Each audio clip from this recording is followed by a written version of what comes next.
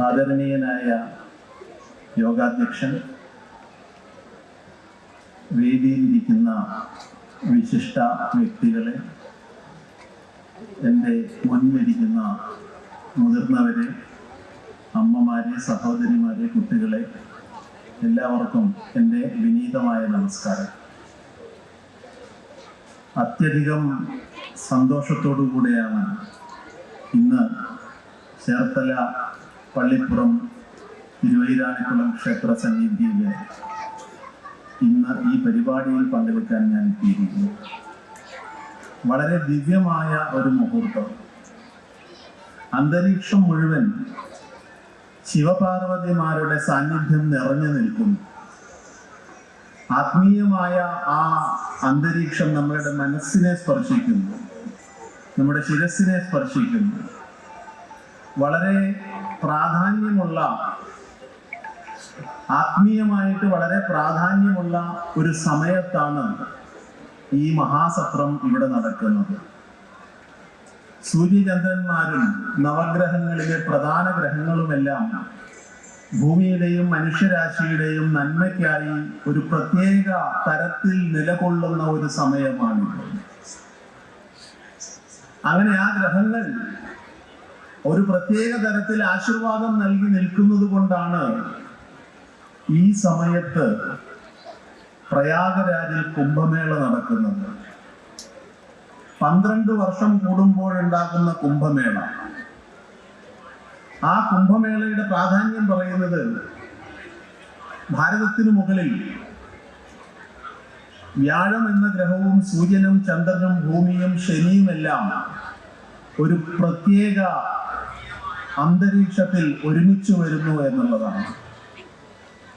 ഭൂമിയിലുള്ള മനുഷ്യർക്ക് ആശീർവാദം നൽകിക്കൊണ്ട് 12 വർഷത്തിൽ ഒരിക്കലേ ഇത് സംഭവിക്കുമുള്ളൂ. എന്തുകൊണ്ടാണ് 12 വർഷത്തിൽ ഒരിക്കൽ ഇത് സംഭവിക്കുന്നത്? അങ്ങനെ സംഭവിക്കാൻ കാരണം, വ്യാഴം എന്ന ഗ്രഹം സൂര്യന് ഒരു പ്രാവശ്യം പ്രദക്ഷിണം വെക്കണമെങ്കിൽ 12 വർഷം വേണം എന്നാണ് പറയുന്നത്. ഭാരതത്തിന്റെ ഈ ജ്യോതിശാസ്ത്ര രംഗത്തുള്ള അപാരമായ അറിവിനെ കുറിച്ച് യൂറോപ്യന്മാർ അത്ഭുതപ്പെടുകയാണ്. ഭൂമി ഉരുണ്ടതല്ല, ഭൂമി പരന്നതാണ് എന്ന് യൂറോപ്യന്മാർ വിശ്വസിച്ചിരുന്ന ഒരു കാലഘട്ടം ഉണ്ടായിരുന്നു. ആ കാലഘട്ടത്തില് ഭാരതത്തിലെ നമ്മുടെ ഋഷിമുനിമാര് പറഞ്ഞു, ഭൂമി ഉരുണ്ടതല്ല, ഭൂമി സൂര്യന് ചുറ്റും കറങ്ങുന്ന ഒരു ഗോളമാണ്. സൂര്യന് ചുറ്റും 9 ഗോളങ്ങൾ, നവഗ്രഹങ്ങൾ കറങ്ങുന്നുണ്ട്. സൂര്യൻ മാത്രമല്ല, ഈ പ്രപഞ്ചത്തിൽ നിരവധി സൂര്യന്മാരുണ്ട്. ഇതെല്ലാം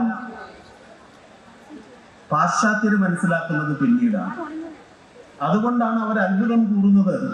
1000 വർഷങ്ങളായി കുംഭമേള നടക്കുന്നു. 1000 വർഷം മുമ്പ് ഭാരതീയൻ അറിയാം, വ്യാഴം എന്ന ഗ്രഹം സൂര്യന് ചുറ്റാൻ 12 വർഷം വേണമെന്നും 12 വർഷം കൂടുമ്പോൾ സൂര്യനും ചന്ദ്രനും വ്യാഴവും ഭൂമിയും ഒരു പ്രത്യേക ദിശയിൽ വന്ന് നിൽക്കുന്നു എന്നും 1000 വർഷം മുമ്പുള്ള ഇന്ത്യക്കാരനറിയാം.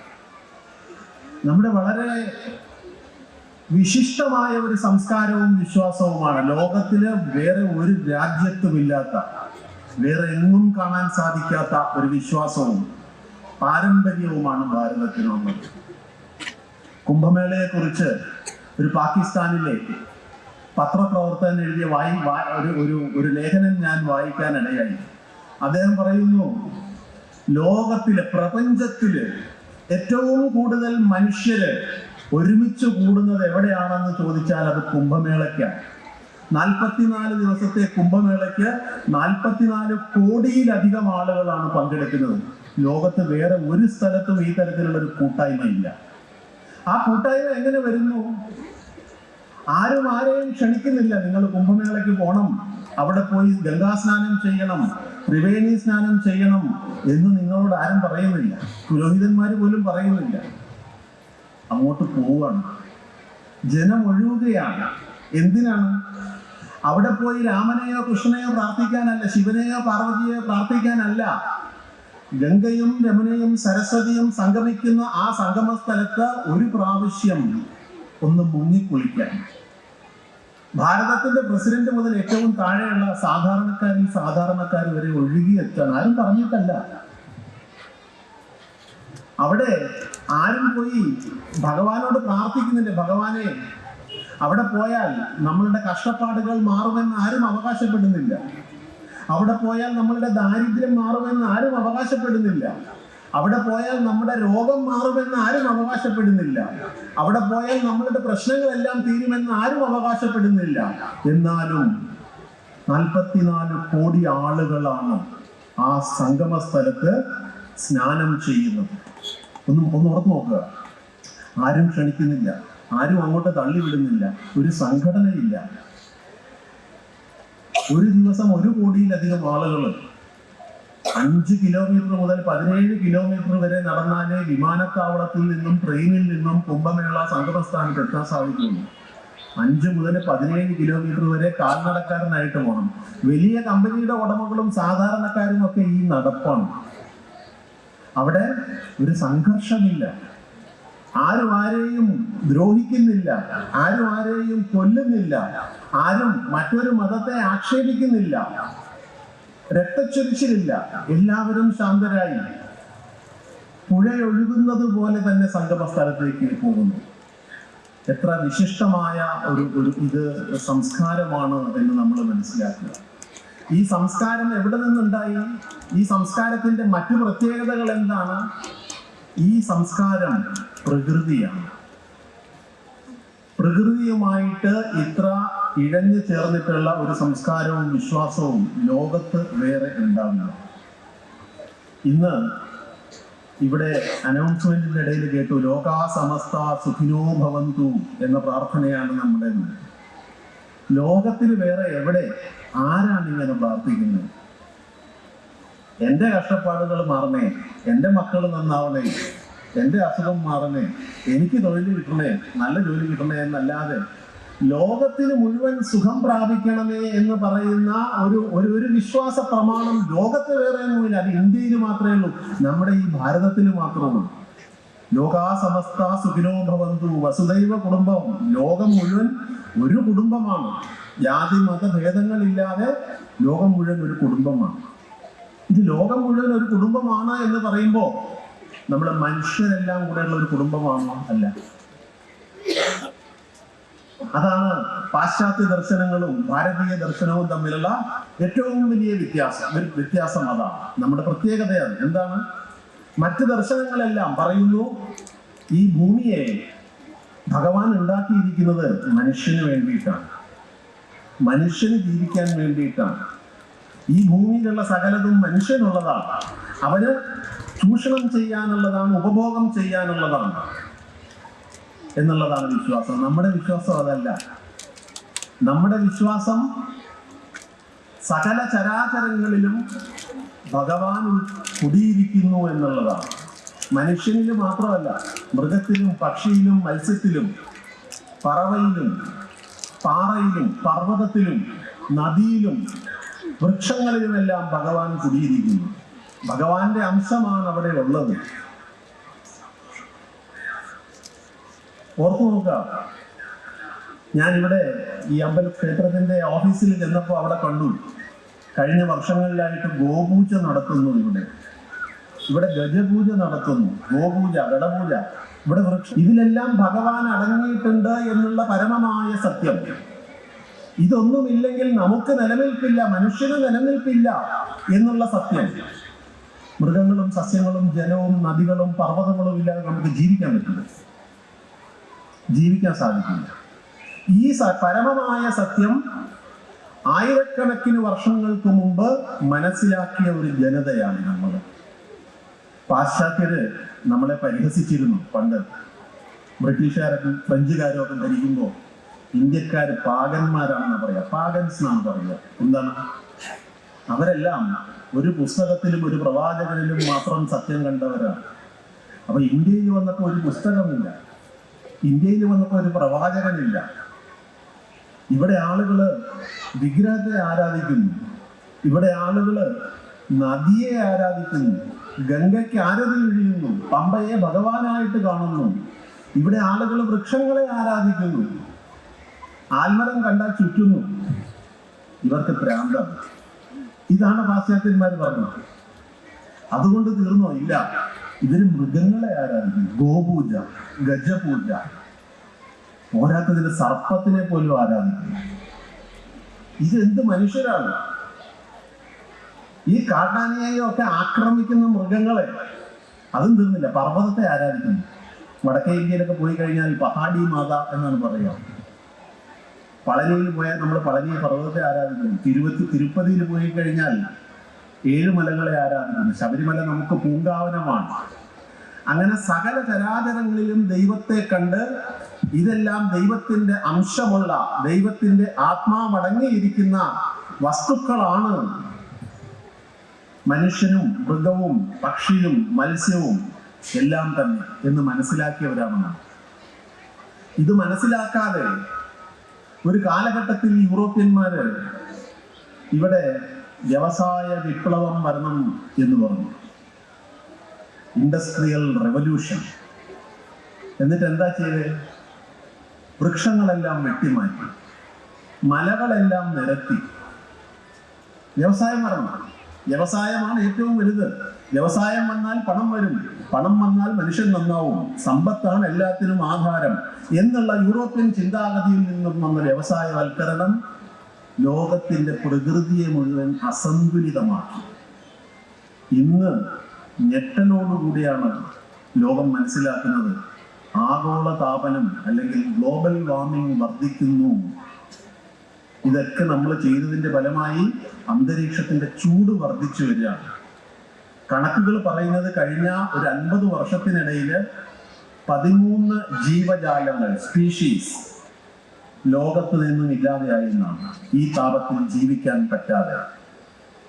കണക്കുകൾ പറയുന്നത് ഈ താപനം ഇങ്ങനെ മുന്നോട്ട് പോയാൽ അടുത്ത ഒരു 30ഓളം ജീവജാലങ്ങൾ ഭൂമിയിൽ നിന്നും ഇല്ലാതെയാവുമെന്നാണ്. കാരണം അവർക്ക് ഈ താപത്തിൽ ജീവിക്കാൻ സാധിക്കില്ല. ഇതേ തോതിൽ അന്തരീക്ഷ താപനം കൂടിക്കഴിഞ്ഞാൽ ഒരു 200 വർഷം കഴിഞ്ഞാൽ മനുഷ്യൻ ഇവിടെ ജീവിക്കാൻ പറ്റില്ല. ആ തരത്തിൽ ചൂട് കൂടുകയാണ്, താപം കൂടിക്കൊണ്ടിരിക്കുകയാണ്. ഇന്ന് ലോകം മുഴുവൻ ഈ അന്തരീക്ഷ താപനത്തെ പിടിച്ചു നിർത്താൻ പരിശ്രമിക്കുകയാണ്. എന്തൊക്കെയാണ് ചെയ്യുന്നത്? ഇലക്ട്രിക് കാറുകളൊക്കെ നിർത്തി, എല്ലാം ഇന്ന് ഇലക്ട്രിക് കാറാണ്. പഴയ തരത്തിലുള്ള ബൾബുകളൊന്നും വേണ്ട, ഇനി നമുക്ക് LED ബൾബ് മതി. എയർ കണ്ടീഷണർ ഉപയോഗിക്കേണ്ട, സോളാർ എനർജി ഉപയോഗിച്ചാൽ മതി. അങ്ങനെ എല്ലാ മേഖലയിലും ലോകം ഇന്ന് സത്യം മനസ്സിലാക്കി പ്രകൃതിയിലേക്ക് മടങ്ങുകയാണ്. ഇത് നമ്മുടെ നാട് ആയിരക്കണക്കിന് വർഷങ്ങളായി ലോകത്തിന് നൽകുന്ന ദർശനമാണ്. ഇന്ന് ഇന്ത്യക്കാരെ ആരും കളിയാക്കാറില്ല. വൃക്ഷത്തെ പൂജിക്കുന്ന ഇന്ത്യക്കാരെ ആരും കളിയാക്കാറില്ല. അവർ പറയുന്നത് ശരിയാണ്, വൃക്ഷങ്ങളെ ആരാധിക്കണം, വൃക്ഷങ്ങൾ വെട്ടിമാറ്റുകയും. ഇന്ന് നദിയെ പൂജിക്കുന്ന ഇന്ത്യക്കാരെ ആരും കളിയാക്കാറില്ല. അവർ പറയുന്നത്, ഇന്ത്യക്കാർ പറയുന്നതാണ് ശരി. നമ്മള് നദികളെ ദൈവമായിട്ട് തന്നെ കാണണം, ജലത്തിന്റെ സ്രോതസ്സാണ്. നമ്മള് മൃഗങ്ങളെ ആരാധിക്കുമ്പോൾ ആരും കളിയാക്കാറില്ല. അവർ പറയുന്നു മൃഗങ്ങളും മനുഷ്യരെ പോലെ തന്നെ ഈ ഭൂമുഖത്ത് ജീവിക്കാൻ അവകാശമുള്ളവരാണ് എന്ന് പറയുന്നു. അത്ര ഒരു മഹത്തായ ചിന്താഗതിയെ ഇന്ന് ലോകം അംഗീകരിക്കുന്നു. ലോകത്തിന് ഈ ഭാരതീയ ചിന്താഗതിയെ അംഗീകരിക്കാതിരിക്കാൻ സാധ്യമല്ല. നിങ്ങൾ എന്ത് മതത്തിലായിക്കോട്ടെ, ഏത് ദൈവത്തിന് വേണേ വിശ്വസിച്ചോളൂ, പക്ഷെ നമ്മുടെ ദർശനങ്ങളെ അംഗീകരിച്ചേ പറ്റൂ. എന്താ കാര്യം? ലോകം ഇന്ന് നേരിടുന്ന വലിയ വെല്ലുവിളികളിൽ ഒന്ന് തീവ്രവാദമാണ്, മതതീവ്രവാദമാണ്. എൻ്റെ മതമാണ് ശരി, മറ്റുള്ളവരുടെ മതം തെറ്റാണ് എന്ന് വിശ്വസിപ്പിക്കുന്നു ജനങ്ങളെ. എന്ന് മാത്രമല്ല, മറ്റു മതത്തിൽപ്പെട്ടവരെ എൻ്റെ മതത്തിലേക്ക് മതപരിവർത്തനം ചെയ്യേണ്ടത് എൻ്റെ കടമയാണ്, എൻ്റെ ഡ്യൂട്ടിയാണ് എന്ന് വിശ്വസിക്കുന്ന മതങ്ങൾ ലോകത്തിൽ വരുന്നു, ഇന്ത്യയിൽ വരുന്നു. ഈ മതങ്ങൾ തമ്മിൽ സംഘർഷം വരുമ്പോൾ അമേരിക്കയിലെ വലിയ കെട്ടിടങ്ങൾ, ട്വിൻ ടവറുകൾ വിമാനം വെച്ച് തകർക്കുന്നു. സ്കൂളുകളിൽ നിരപരാധികളായ കുട്ടികൾക്ക് നേരെ ബോംബിടുന്നു. ചന്തകളിൽ നിരപരാധികള് മനുഷ്യ ബോംബിനാൽ മരിക്കുന്നു. എന്താ കാരണം?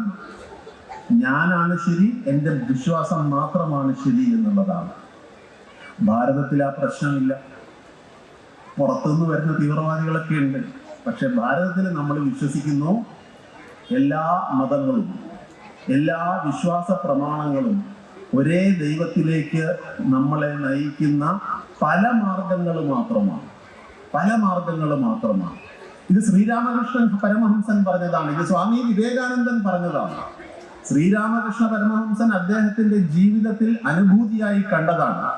ശ്രീരാമകൃഷ്ണ പരമഹംസന്റെ അവരുടെ ചരിത്രം നോക്കിയാൽ ഒരിക്കൽ അദ്ദേഹം ശ്രീരാമകൃഷ്ണൻ ക്രിസ്തുവിലൂടെ ഭഗവാനെ ഞാൻ കണ്ടു, ക്രിസ്തുവിന്റെ രൂപത്തിൽ എന്ന് പരമഹംസൻ പറഞ്ഞു. കാളിയുടെ രൂപത്തിൽ ഞാൻ ഭഗവാനെ കണ്ടു, ക്രിസ്തുവിന്റെ രൂപത്തിൽ ഞാൻ ഭഗവാനെ കണ്ടു എന്ന് പറയും. വേറെ ഏത് മതത്തിലാണ്, വേറെ ഏത് വിശ്വാസത്തിലാണ് ഇങ്ങനെ പറയാൻ പറ്റുക? തൻ്റെതല്ലാത്ത ഒരു ദൈവത്തിലൂടെ, അല്ലെങ്കിൽ തൻ്റെ വിശ്വാസത്തിൽ ഇല്ലാത്ത ഒരു ദൈവത്തിൽ ഞാൻ കണ്ടു എന്ന് പറയുന്നു. അത് മാത്രമാണോ? ഈ മതേതരത്വം എന്ന് പറയുന്നത് നമ്മുടെ രക്തത്തിൽ, ഓരോ ഇന്ത്യക്കാരന്റെയും രക്തത്തിൽ അലിഞ്ഞു ചേർന്നിട്ടുള്ളതാണ്. അതുകൊണ്ടാണ് വേളാങ്കണ്ണി പള്ളിയിൽ എത്ര ഹിന്ദുക്കൾ പോയി തൊഴാറുണ്ട്? എറണാകുളത്തെ ചൊവ്വാഴ്ച പള്ളിയിൽ എത്ര ഹിന്ദുക്കൾ പോയി നമസ്കരിക്കാറുണ്ട്? ശബരിമലയിൽ എത്ര ക്രിസ്ത്യാനികൾ വരുന്നു, എത്ര മുസ്ലിങ്ങൾ വരുന്നു? എല്ലാ ദൈവവും ഒന്നാണ്. ആകാശാത് പതിതം തോയം യഥാ ഗച്ഛതി സാഗരം സർവദേവ നമസ്കാരം കേശവം പ്രതി ഗച്ഛതി എന്നാണ് പറയുന്നത്. ആകാശത്ത് നിന്നും നിലത്ത് വീഴുന്ന ജലകണികകൾ ചെറിയ അരുവികളായി അവസാനം എത്തിച്ചേരുന്നത് ഒരേ സമുദ്രത്തിലാണ്. ഒരു സ്ഥലത്തെത്തും എന്ന് പറയുന്നത് പോലെ നിങ്ങൾ ഏത് ഭഗവാനെ വേണേ പ്രാർത്ഥിച്ചോളൂ, അവസാനം അത് കിട്ടുന്നത് ആ പരമാത്മാവായ ഏകദൈവത്തിലാണ്. സർവദേവ നമസ്കാരം കേശവം പ്രതി ഗച്ഛതി. ഈ വിശ്വാസമുള്ളത് കൊണ്ടാണ് ഭാരതത്തിൽ, ഇത് നമ്മുടെ രക്തത്തിലുള്ളത് കൊണ്ടാണ് ഭാരതത്തിൽ നമ്മൾ ഇത്രയും വൈവിധ്യമാർന്ന ഒരു ജനത, നിങ്ങളൊന്ന് ഓർത്ത് നോക്കണേ, ഇത്രയും വൈവിധ്യമാർന്ന ഒരു ജനത ലോകത്തിലെ ഏതെങ്കിലും ഒരു രാജ്യത്ത് കാണണം. എത്ര ഭാഷകൾ സംസാരിക്കുന്നവരാണ് ഇന്ത്യയിൽ, എത്ര ഭക്ഷണ രീതികൾ പിന്തുടരുന്നവരാണ് ഇന്ത്യയിൽ, എത്ര വസ്ത്രാധാരണ രീതികൾ ഉള്ള ആളുകളാണ് ഇന്ത്യയിൽ. യാതൊരു സാമ്യവുമില്ല. പക്ഷെ ഭാരതം, ഇന്ത്യ എന്നുള്ള വികാരത്തിൽ ആ സംസ്കാരം, ഇവരുടെ എല്ലാം, നിങ്ങളുടെ ഭാഷ എന്താണെങ്കിലും വേഷം എന്താണെങ്കിലും ഭക്ഷണ രീതി എന്താണെങ്കിലും നമ്മുടെ ഉള്ളിലെല്ലാം കൂടെ പോകുന്ന ഒരു നൂലുണ്ട്. ആ നൂലാണ് നമ്മളുടെ വിശ്വാസം, ആ നൂലാണ് നമ്മളുടെ സംസ്കാരം, ആ നൂലാണ് നമ്മളുടെ ദർശനം. ഇതാണ് ഭാരതത്തിനെ ഒരുമിച്ച് നിർത്തുന്നത്. അപ്പോ ഞാൻ പറഞ്ഞു വരുന്നത്, അങ്ങനെ മഹത്തായ ഒരു ദർശനത്തിന്റെ ഭാഗമായി, മഹത്തായ ഒരു കാലഘട്ടത്തിൽ, ആത്മീയമായ ഒരു അന്തരീക്ഷത്തിൽ ഇവിടെ ഈ മഹാസത്രം നടക്കുന്നു എന്ന് നാം മനസ്സിലാക്കുക. വളരെ സ്പിരിച്വലായിട്ട് അനുഭൂതി നൽകുന്ന ഒരു അങ്കണത്തിലാണ് നമ്മൾ നിൽക്കുന്നത്. ശിവപാർവതി സംഗമ പ്രതിഷ്ഠകൾ വളരെ കുറവാണ്. ഇവിടുത്തെ തിരുവൈരാണിക്കുളത്തെ ശിവനും പാർവതിയും, മഹാദേവനും പാർവതിയും കൈലാസനാഥനും നമുക്ക് ചുറ്റുമുള്ള സമൂഹത്തിനും ആശീർവാദം തരികയാണ്. ഈ സത്രത്തിലൂടെ നമുക്ക് നമ്മുടെ സംസ്കാരം കൂടുതൽ മനസ്സിലാക്കാം, നമ്മളുടെ ചരിത്രം കൂടുതൽ മനസ്സിലാക്കാം, നമ്മളുടെ വിശ്വാസം നമുക്ക് കരക്കിട്ടുറപ്പിക്കാം എന്ന് മാത്രം പ്രാർത്ഥിച്ചുകൊണ്ട് ഈ സായാഹ്നത്തിൽ നിങ്ങളോടൊപ്പം ഈ മഹാദേവ സന്നിധിയിൽ പങ്കെടുക്കാനായതിൻ്റെ സന്തോഷം രേഖപ്പെടുത്തിക്കൊണ്ട് ഞാൻ എൻ്റെ വാക്കുകൾ നിർത്തുന്നു. നമസ്കാരം.